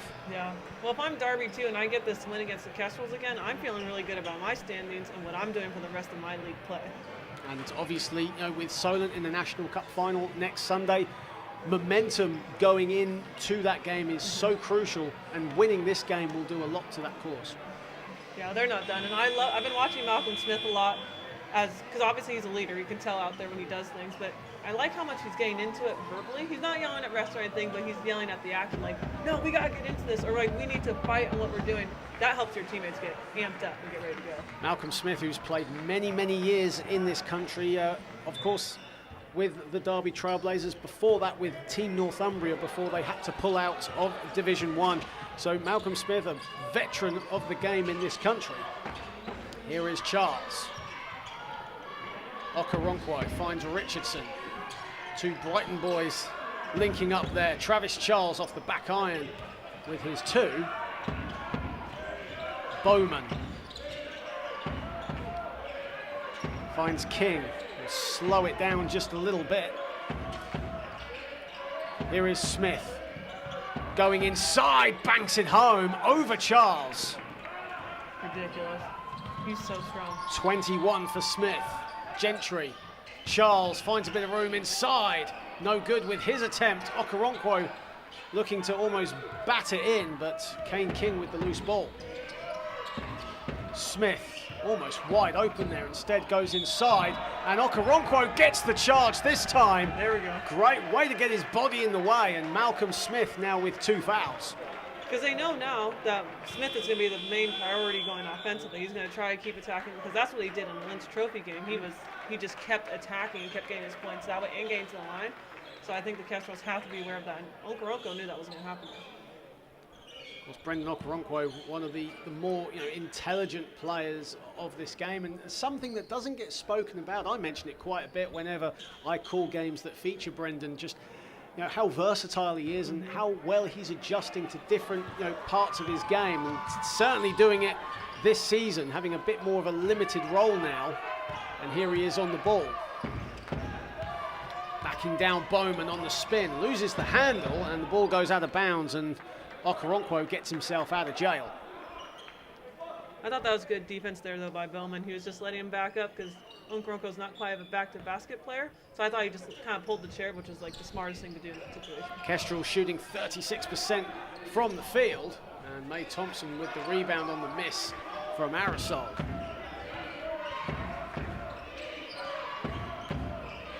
Raheem May Thompson. Blake Bowman going inside, gets it to go and one. Blake Bowman with a strong move, adjusting his body in midair. And here come the Trailblazers, trailing by 4, a chance to trim it to 3. That may be exactly what they need for their run and their momentum to get going. It was a great finish, too. He had 2 players flying at him. Sometimes you freak out when you're underneath. You're like, I just got to get it up. But he completely finishes. And I loved his hype at the end after that. Both teams struggling from the foul line today. Kestrels 10 for 19, Trailblazers 7 for 13, just over 50%. And another miss this time from Blake Bowman, but it's a 2-possession game with the early doors here in the 4th. Here is Gentry.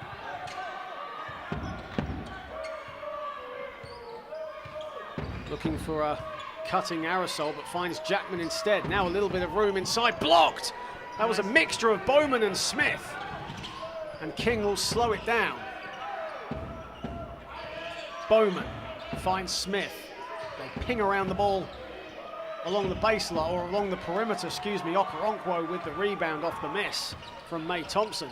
Jackman finds a bit of room inside for the flush. Can't leave the lane open like that. Orlan Jackman with authority. And a block there from Okoronkwo. But Derby keep it. Smith, 6 to shoot.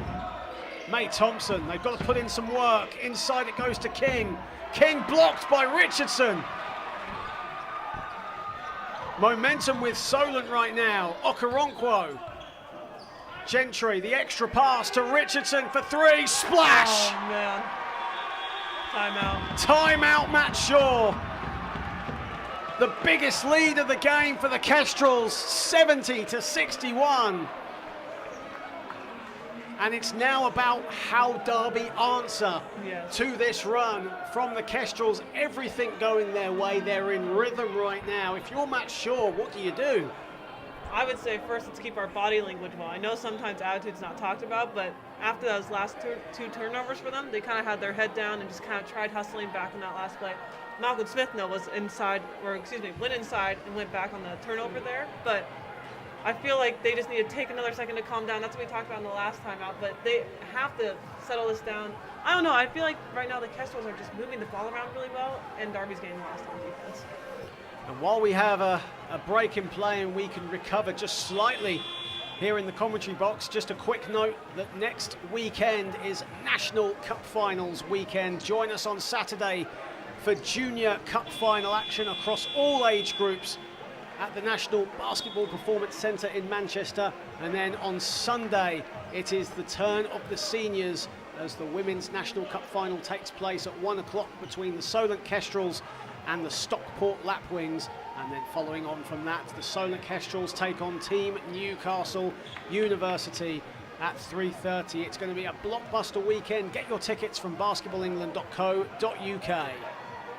And we start, or restart here in the fourth, and Derby with it all to do right now. And Bowman had the ball. I think a foul has been called. I think it's on Malcolm Smith off the ball. Oh, I thought that foul was on Okoronkwo. No, it's on Smith. Smith and Okoronkwo were having a little bit of a tussle, but I think it was mainly instigated by Smith. Well, at least that's what the referees were saying. A few Derby fans here in attendance not happy with that call, but here's Gentry. Richardson going inside. No good. On the follow was Jackman. And the first double-digit lead of the game for the Kestrels. They lead by 11.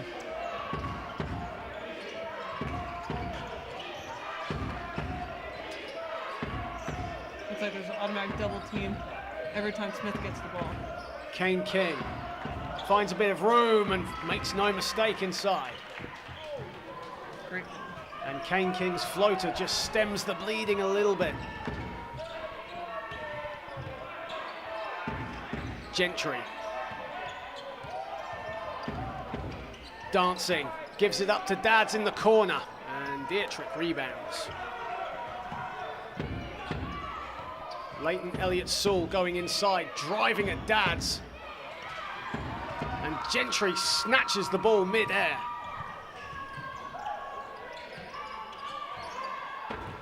Okoronkwo turning the corner. Max Richardson, that's wide open all day, but Richardson misses the three. Great rebound there by Okoronkwo. Richardson struggling from downtown today. Here is Cole Gentry. 4 to shoot. Richardson got to go to work. Richardson blocked by Bowman. The snapshot, though, was just after the buzzer, so shot clock violation. So Derby with a bit of a respite there. I almost thought they were going to let that go, but he definitely didn't release before the buzzer went off. But really nice block for Derby. Max Richardson 1 for 6 from downtown today, having no problem scoring the ball inside. As Richardson now takes a seat, Bazumbru comes back into the game for the Kestrels. Here is King. Reaching the halfway point of this final quarter. Offensive foul. Gentry getting his feet set, and Kane King fell for it. Yeah, I feel like King there extended a little bit at the end. So I think he would have been fine, but anytime you have your arm above your chest, they're going to have to call it. They are calling more charges, though, in the second half. They weren't as interested in the first quarter. They were letting it go just a little bit, weren't they? And they've tightened it up just a tad in this second half, no doubt about it.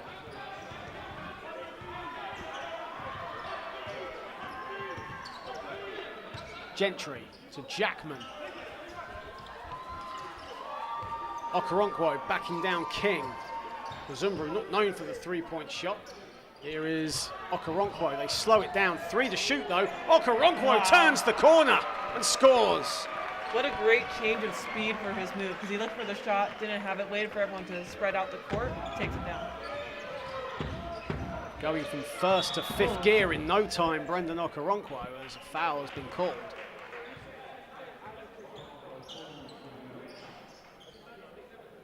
As Andre Arisel prepares to check back in, Cole Gentry will take a seat. Gentry will probably only be out for so long, get him back in there, because he's just such a floor general, but having Arisel in there too. And Basumber's been playing the one position, which I always thought was interesting offensively, but he brings it down, he's more offensive there. Absolutely, a guy that can play multiple positions. As Dietrich goes inside. Way to catch that from Jonas Dietrich, as Malcolm Smith's inbound, we thought from here, looked a little long. He really thread that seat. I don't even know how he thread the needle that well. He got right to Dietrich's and he made a great connection. It was a very risky pass, but it paid off, didn't it? And Jonas Dietrich will go back to the foul line. And for Dietrich, a guy 15 points in their win over the Surrey Scorchers, but in the L Lynch Trophy final, shot just 1 for 11 from the field. Actually leads the team in three-point percentage at 42%. He's a fairly decent foul shooter as well. Yeah, on that last one, it looks like the refs came together. Darby wanted to argue that it was actually a goaltend, but they don't give it to him, and he's going to take 2 shots. And Dietrich misses the first, and Darby's woes from the foul line continuing, especially in this second half. Now 7 for 15 from the stripe, and just a little better there for Jonas Dietrich making the second.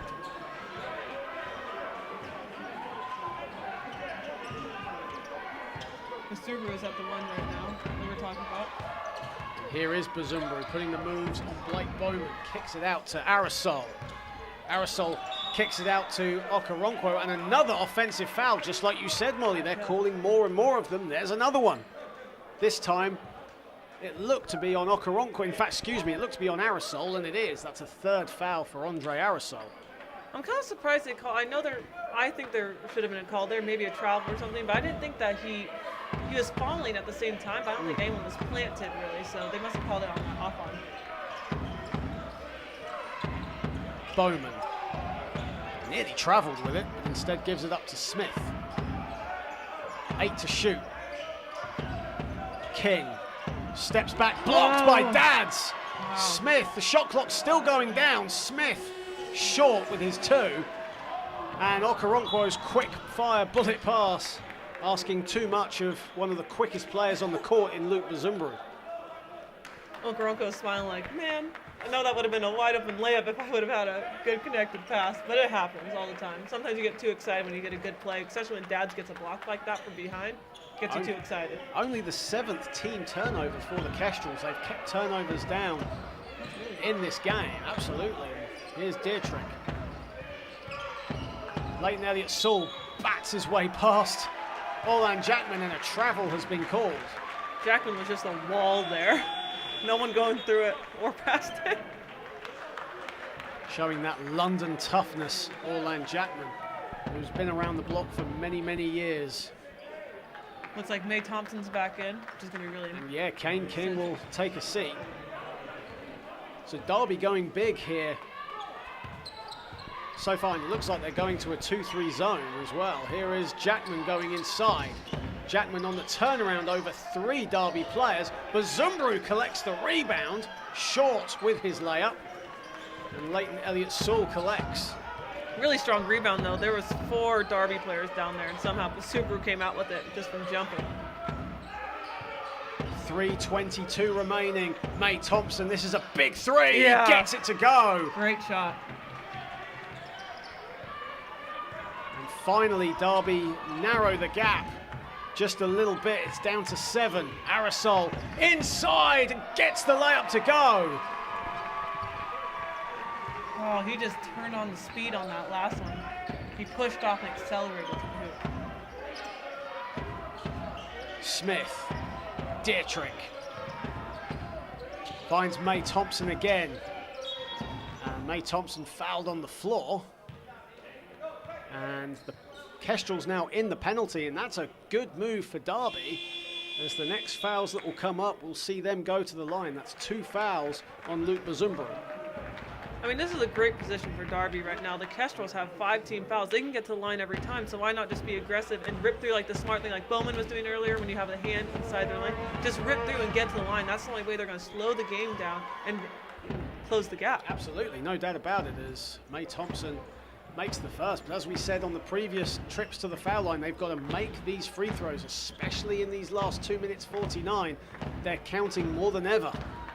Yeah, and the Kestrels, you were saying they're below 50% of the free throw. I mean, that could be detrimental to them at any end of the game. So. Absolutely, yeah, definitely. Well, they're shooting 51, just over 52% from the foul line, but still, for free throws, you know, if you're a professional, semi-professional team, you've got to try at least get around 70 to 80%. Here is Gentry. Finds Jackman. This is a huge 3 if it goes. And May Thompson gets it. Good rebound there because Dowds was there and they needed to grab that possession. Blake Bowman. And Blake Bowman's going to go to the foul line for 2 as well. Way to get his body, get enough contact as he was jumping to initiate the contact. You can just see Derby playing that very smart game now. You know, they are aware that Solent are in foul trouble and they're taking advantage of it. Yeah, they've been playing a lot more. I feel like since May Thompson's come in, they've been playing a lot smarter. And I feel like they put him in as a vet saying, hey, go make something happen. I mean, they have 3 minutes left, or excuse me, 2.5. There's only so much time, but it's actually a lot of time left in the basketball game, especially with 5. Oh yeah, a lot of time. But Blake Bowman now 0 for 6 from the free throw line tonight. That's tough. But again, still impactful to get a foul on any other opponent. That's still impactful. Finally breaks his duck from the stripe. And the gap is 6. Time on the side of the Kestrels. They've got to make the most of this clock. Here is Gentry. Arisel. Arisel gets it back. 6 to shoot. Okoronkwo up and under. Gets the layup. Doesn't go. Bowman collects. He got kind of stuck under there. You could tell he had his feet planted to the ground. May Thompson. May Thompson gets it back from Smith. And Dad's with the rebound. And that kind of possession will only benefit the Kestrels. Only a 2-possession game though right now. And I'd still be feeding Thompson there for the 3. Gentry. Gentry is fouled by Leighton Elliott-Sewell, and that is Elliott-Sewell's 5th foul, so he'll have to check out of the game. Kane King will come in. And Leighton Elliott-Sewell, 9 points, 8 rebounds, a solid shift for him today, but he sits down on 5 fouls. His fouls seemed kind of hidden throughout the game. I didn't think he was nowhere near 5 fouls. He went on 4 fouls in the very early stages of this period. That was for an offensive foul as well. Here is Dad's. Dad's stolen by Smith, but Kane King couldn't see it. And a 2 is good for Cole Gentry. He was behind the backboard. Smith straight away for 3. That misses everything. So early in the shot clock as well, and straight away put his finger up, knew that he made a mistake on that one. Timeout from Solent. I think he was just trying to get a quick 3 up there with the time remaining, and he doesn't normally miss that bad. No one at this level misses a 3 that bad. So I think he needs to be confident to take that shot again, because they're going to need him in the last minute 20. And if he doesn't have it, fake it, because they know he's going to take it, and then pass it off to May Thompson or something like that. Both teams have shot the ball, haven't shot the ball reasonably well. They're both around the 39% mark. But for you, Molly, what has contributed to Solent's lead heading into the final 1:18? Offensive rebounding. I think that's what got them in the first part, because they just got so many more possessions. Because got first half, you're talking about how Derby had 50% shooting and the Kestrels had 39 or 38. That means they had so many more shot attempts than Derby, and they were still ahead by a certain amount. So they're just creating themselves more possessions, and now they're being smarter about it, getting the rebound and kicking out and getting another 14 seconds for a whole nother play. I mean, that's going to take time away and just ultimately might be, what Derby can't stop. I mean, they have to box out, but they haven't been on this last quarter. 18 offensive rebounds for Solent, 15 for the Trailblazers, but as Molly was saying, Solent have scored 15 points from those second chance points. Derby only 7, and coming from a team that won the L Lynch Trophy almost from offensive rebounds in their own sense. They only shot 34% from the field, but had 29 second chance points from that number. And that was from 27 offensive rebounds. That's a big statistic as the ball goes out of bounds. And they genuinely could have had that many second chance points this time, a lot, but I think the Kestrels watched the film and just collapsed underneath immediately when that O-board goes up, or excuse me, when that shot goes up. And Blake Bowman nearly stole it off Jackman. In fact, it will be a Derby ball. Jackman protesting that came off a Derby player last. Big possession here for the Trailblazers with 1:08 remaining, and a quick 3, and all the pressure will be on Solent. You know, I thought that was a really good trap there. It did look like the ball went off Bowman, but if I'm a ref, I might reward how tough the defense is being fought. At least that's what I'm trying to think of the mindset from the refs here. And a 42% three-point shooter, Jonas Dietrich, into the game for the Trailblazers. Smith. And Smith will go to the line for two. Another jump shot from that same angle that he likes. This time it didn't drop as May Thompson comes into the game. And Jonas Dietrich now taking a seat, so his very quick cameo comes to an end on 5 fouls. That is why. Oh, wow. Well, excuse me, Okoronkwo is on 5 fouls. My apologies. Fouls all around right now. Can barely keep up, but a short cameo either way for Jonas Dietrich. They're probably looking for him for that 3-point to get him off, but they didn't get that possession. Smith makes the first, and these free throws so vital for the Trailblazers to keep themselves in it. All the momentum and all the time is in the hands of the Kestrels. Thankfully, Smith makes them both. And a press here from the Trailblazers. Nearly went out of bounds. Dads collects, stolen by King, and Derby can break again. And their pass just a little bit too all over the place. It goes out of bounds and Solent keep possession. Derby a let off for the Kestrels. Yes, Derby can keep this up. This is going to, man, almost if they would have started this press and this high pressure maybe 2 minutes ago, this would have been a little bit closer as of right now. Not saying it's not over at all, but the high pressure is really being hard right now, especially if you trap Gentry that far deep. I mean, that takes out your main ball handler. Absolutely, yeah. And for Dietrich sitting down, you mentioned that 3-point threat can come a little bit later on. There's only 45 seconds left. A lot of time, yes, but it favors the Kestrels. You'd rather have Dietrich on the floor, wouldn't you? Yeah, I wouldn't be surprised if Dietrich comes in right now. Absolutely. I think they're going to have him on offense and subbing out for defense there. That's a pretty old school move there, too, to have your good big men in there to make sure they're rebounding. 45.8 seconds remaining. It's been a fantastic game of basketball. Intensity, physicality, fast-paced. It's had it all here on NBL Live. Yeah, this has been a super entertaining game. Absolutely. I think both teams are playing really hard. No one's had a bad attitude. Everyone's really into it. The refs, I think, have been super consistent, which is always nice to see. And the crowd has, even if I'm at an away game and the crowd is booing at my team, it hypes me up. So yeah. I think this crowd is going to be good for Derby also.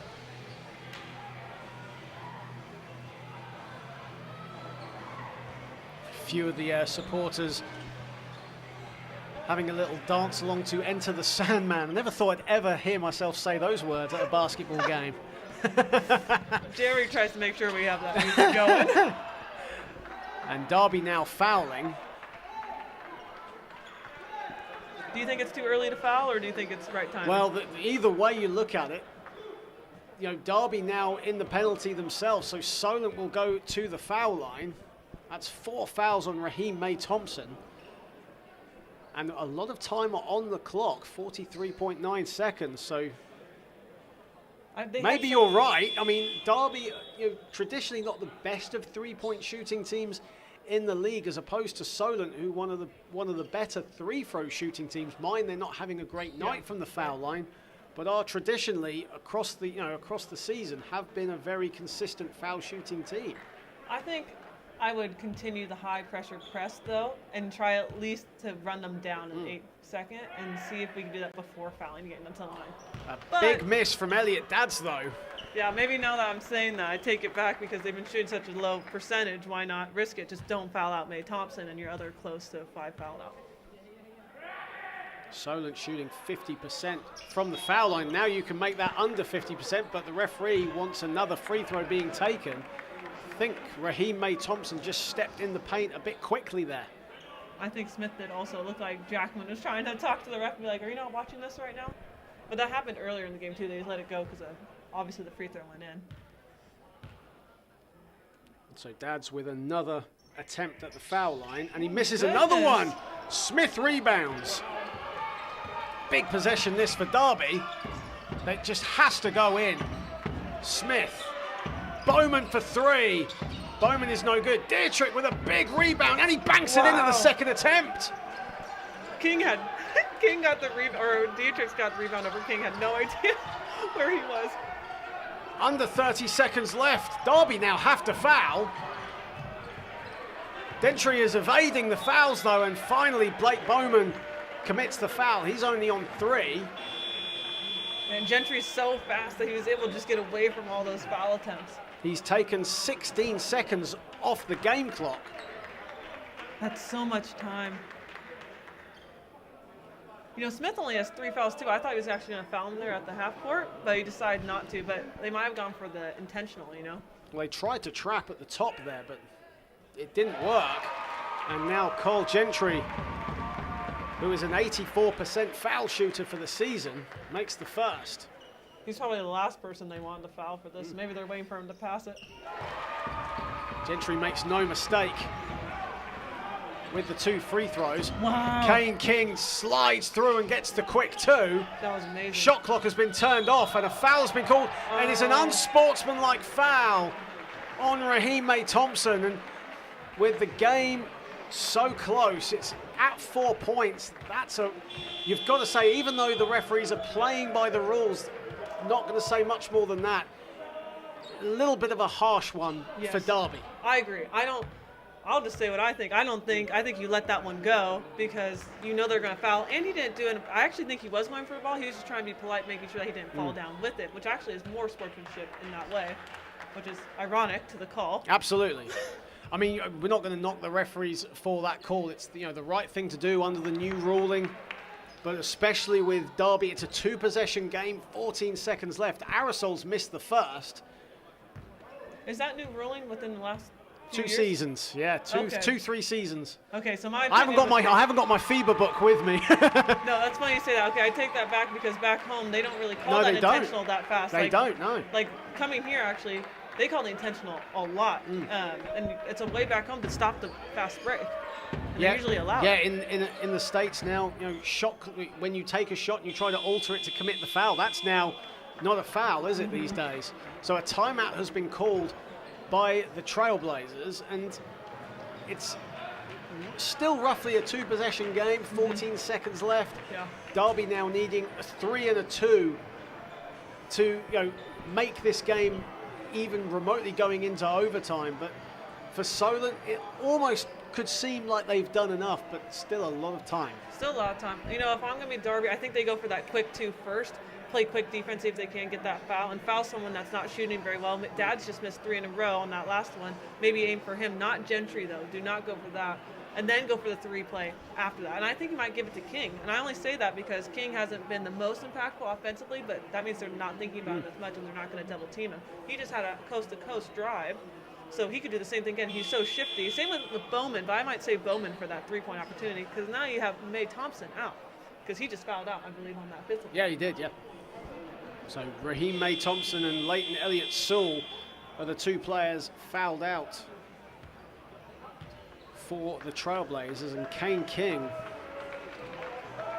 doesn't shoot many 3-pointers. Barely takes a 3-pointer a game. But I think the 2-point quick opportunity. He's a quick enough player to drive inside. In fact, on Kane King's 3-point stats, only takes 0.9 threes a game, so barely an attempt a game. He has attempted a few here today, though. The ref making sure they're not being too physical. It looks like multiple players are laughing because it's been a physical game the whole time. Bazumbru. And the foul has been called as Dietrich and Hugo were trapping Bazumbru, and that's a good foul to have. 3 seconds off the clock, but Bazumbru, who actually has shot the ball very well from the free throw line over the season, is, as I mentioned earlier, only 53%, but 4 for 5 today. He's helping keeping that other 50% alive for the team. There we go. And there is another one. And you'd like to think if he makes the second, it's still a 2-possession game. In fact, no, it will be over a 2-possession game. If he makes this second, you'd like to think that is that. Darby but he misses it. Oh, and Smith gets it. Jackman nearly got it, and Gentry has it back. Wow. And Gentry will just slow it down. And that'll do it. The Derby Trailblazers fighting valiantly, but the Solent Kestrels hang on.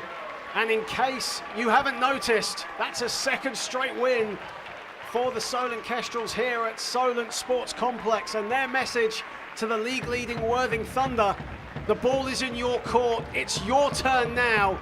They play the Bradford Dragons at 7:30 tonight. In fact, they're playing them right now, half an hour into it. But for the Kestrels, they have hung on to an 82-76 win. Cole Gentry with 20 points leading the way. And Orlan Jackman with 18 points. Luke Bazumbru with 13. And for the Trailblazers, Malcolm Smith leading all scorers with 23. Blake Bowman valiantly with 13. But for Derby, missing Ryan Brueggemann through an ankle injury, it ultimately turned for them. That's a 21-point game player missing here today, and it worked against Surrey, but against Solent, they met their match. Yeah. That was a great game. I thought it was super frantic. And the greatest thing, right now, watching them, I don't know if you're still watching the game, but there's super great sportsmanship. Everyone's looking. The last thing there, too, Gentry didn't go up for that shot. I think both teams are so respectful. And they might see each other again. You never know, especially in the playoffs coming up, because they're done with league play together. Yeah, absolutely. But the playoffs, you have no idea. And I think they can't be thinking this is going to be the same result again, because they might have Brueggemann in there. But I got to tip my hat there to Smith. He is one hard-working captain for that team. He is so fun to watch, and I think he's going to be a great leader for them for the rest of their season. Absolutely. But for the Kestrels, they put the pressure on the league-leading Worthing Thunder at the top of the NBL Division 1 table. And a good win for them in the build-up for next Sunday's National Cup final in Manchester, where they play Team Newcastle University. And Molly, a quick word from you. You'll be playing next week in the National Cup final against Stockport. Your thoughts before we end the show? I'm super excited. I have no idea who Stockport is, so it's funny listening to everyone. Being nothing against Stockport, I just don't know. Every team I play, I swear I'm learning a new thing, but I'm really excited. I heard they're a Division II team that are vets, like they used to be old WBBL players or pro players. So for me, all I'm thinking about is fundamentals, boxing them out, making sure their players doesn't get in there. And I think my team is super excited. They're really hyped to get this game going. So, and it's really cool that both the men's and the women's teams are there together. So I think that brings a little bit more energy for us. And that ends our NBL Live doubleheader here from Southampton. 2 wins for the Solent Kestrels. I'm John Hobbs. Thank you to Molly Danielson. Good night, everybody.